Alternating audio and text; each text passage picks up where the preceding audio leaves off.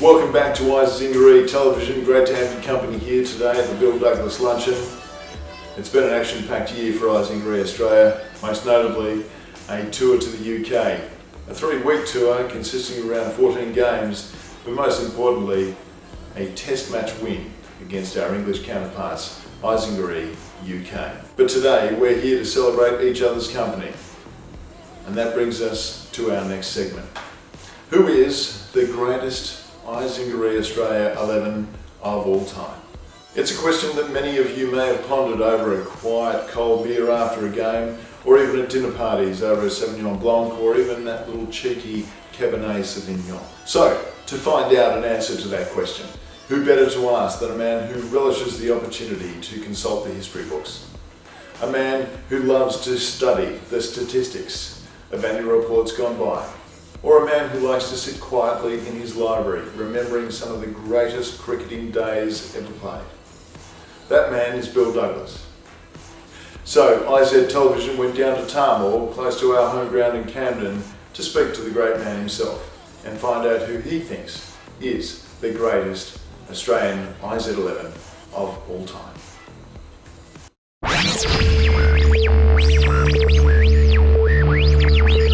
Well, you asked me the question, what was the criteria? Well, basically, I put together the team which I thought was the greatest IZ side, with whom players I had played with or against within the club.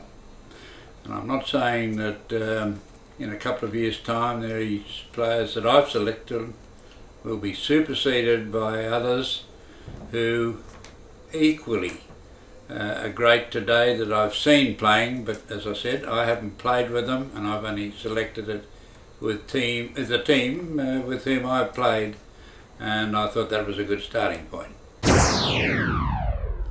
Well, the mix of this team, as far as I'm concerned, would be something like 5 batsmen, and an all-rounder, wicket keeper and 4 bowlers or something like that. How many does that add up to? Opening would be number 1, Martin Donnelly, and I believe that we all know the prowess of Martin without going into a lot of statistics. Suffice to say that his batting is absolutely wonderful and just a pleasure to watch. Number 2, I've selected Geoff Lewis, who scored over 7,500 runs for the club and collected over 750 wickets. Well, when it comes to taking wickets, on 2 occasions he took 9 wickets. 9 for 34 against Urala, 9 for 27 against the A-team. At number 3, I've selected KP Story, who scored over 7,700 runs for the club. He got 8 centuries, a highest scored 134, and I think that is a worthy attribute to be selected in a team like this. Number 4, I've selected Graham Reid, who has scored over 12,700 runs for the club, including 9 centuries, and at this point is the highest century maker of the club. At number 5, I've selected another all-rounder, Ron Archer, who averaged 60 with the bat and 9.1 with the ball, was a regular tourist with us, having gone to England, New Zealand, Canada, and has the perhaps wonderful, whatever you like to call it, of being the only IZ member to score 100 in New Zealand.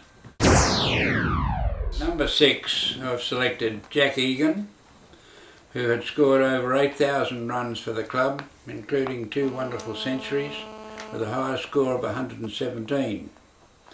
He was also known amongst his contemporaries as one of the finest hitters of sixes within the club matches that he played. At number 7 I've selected a chap by the name of John Guthrie, who originally came from Melbourne and joined the club, but I've selected him as the wicket-keeper, and perhaps a wicket-keeper batsman of very, very high quality. He scored over 5,000 runs. His highest dismissal in one year was 20 dismissals behind the stumps. He scored 4 centuries, the highest being 128, and on 3 occasions he was the highest aggregate scorer for the season. And John Guthrie was fondly remembered by Eric Sidley and Bertie Oldfield as one of the best wicket keepers, perhaps second to Bertie Oldfield in the state at the time he was playing with IZs.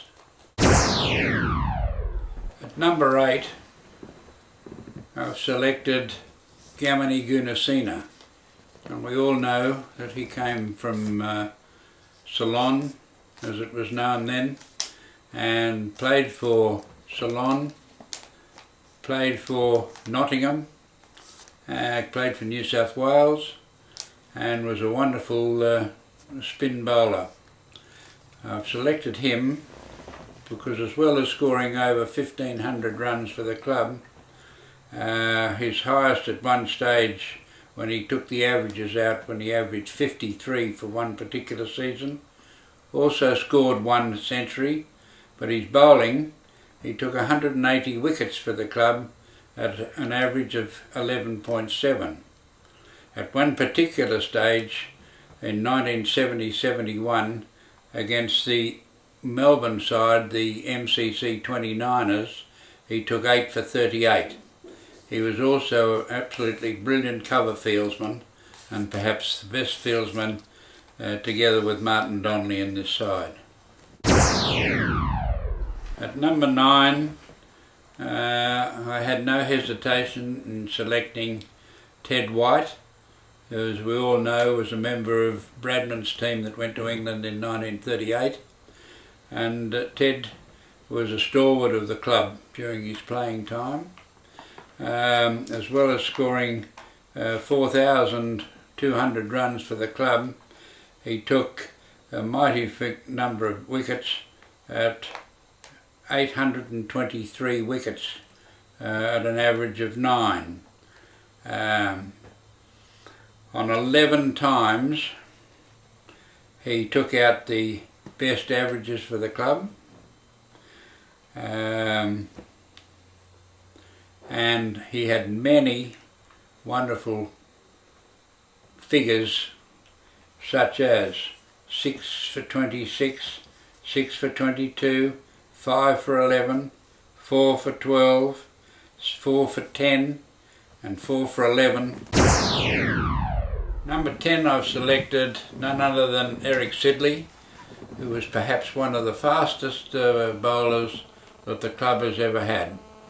And as a cricketer, he was really a complete all-rounder, insofar that he opened the bowling every time he went into the field, and ended up, as we all know, with over 1,000 wickets at an average of 13.3. He also scored over 5,500 runs with 3 centuries and a high score of 124. Added to his feats on the cricket field, he also, as we have all read, achieved 7 hat-tricks, and at one stage his best figures were 9 for 27 against University. And I have no hesitation in selecting Eric as one of our prime bowlers for the opening attack.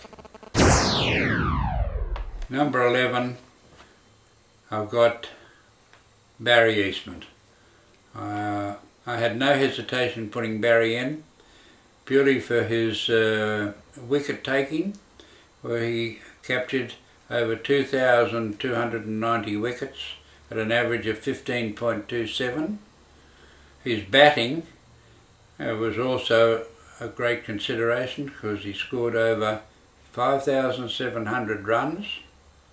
However, it was on 21 occasions between 1968, 69, 77 and 78 that he topped the most wickets in a season, and only on 2 occasions were they under 50. His best figures for the club were 9 for 47 against the Cricket Club of India.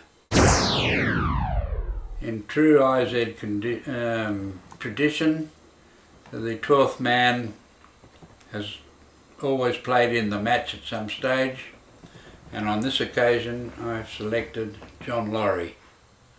John Laurie, who scored just under 12,000 runs for the club, including 4 centuries, the highest 115. He was the highest aggregate batsman on 6 occasions. On 2 occasions he scored over 1,100 runs for the club in one season, and as a fieldsman there was none better, in my opinion, fielding in the gully than John Laurie. The greatest character that I would, without doubt, have on my team, character, cricketer, raconteur, would no doubt be Martin Donnelly, the wonderful New Zealand player that we all know, who was an absolute wonderful IZ man and a great ambassador for our I Z Australia. Well, in my opinion, the person who I have selected that would turn the team round at any stage would be no other than Ron Archer.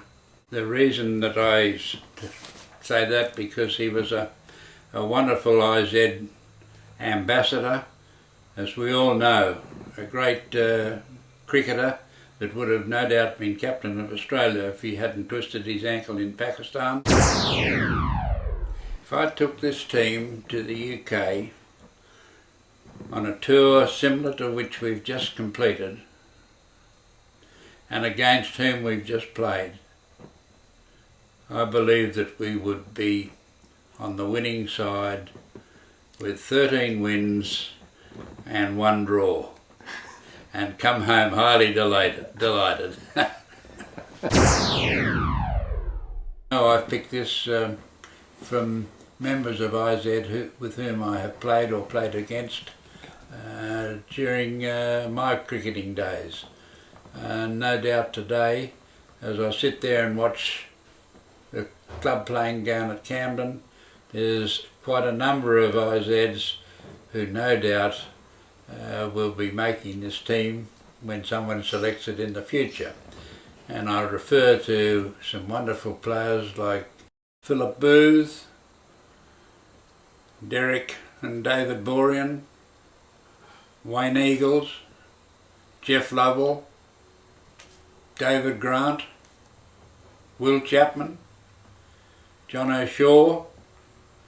I've seen them playing at Camden, and no doubt that they'll make the team in the future. And I think they're all wonderful cricketers, and I'm only selecting one team, and as I said to you before, it's against those that I have played and played with.